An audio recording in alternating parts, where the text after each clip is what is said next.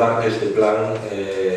é a suma de varios plans. Si comparamos o POS 2017 ou POS 2018, nos volvemos atrás, miramos por retrovisor, o 2016 ou 2015,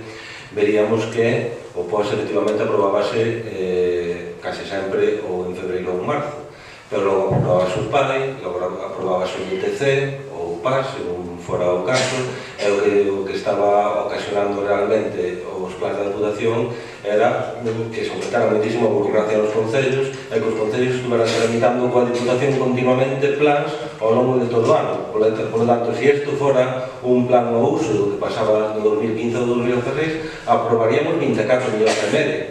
Pero dos 24 millóns ao medio aos 76 millóns estaríamos aprobando durante todo o ano e acabaríamos o ano cos concellos aburríndose de tramitar proxectos coa Deputación. A virtualidade deste plan é que é capaz, e por tanto, dai que eu teña que darles parabéns ao personal do Servicio de Plans, a virtualidade é que